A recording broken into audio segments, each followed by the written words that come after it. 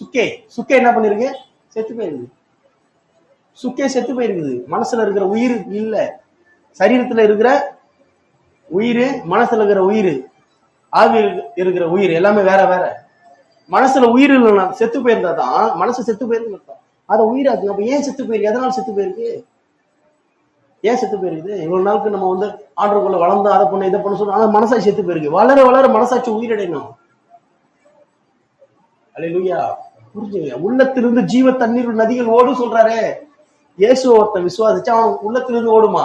அது எங்க இருந்து வர்றது? அது ஆவியானது நீதி நிமித்த ஜீவன் உள்ளது. அப்ப ஆவியிலிருந்து ஸ்டார்ட் ஆகுது. நீதினா யாரு? நீதினா எங்க இருந்து வருது? இயேசுவை விசுவாசிக்கிற விசுவாசம் தான் நீதி.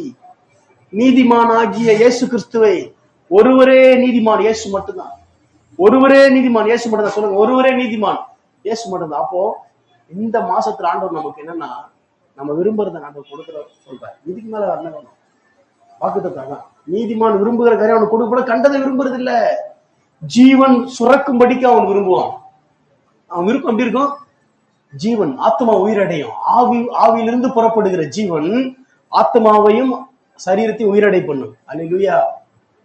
இதுதான் நீதிமானுடைய விருப்பம். கொண்டு வரும். நீதிமான வாழ்க்கை இதைதான் நடப்பிக்கும்.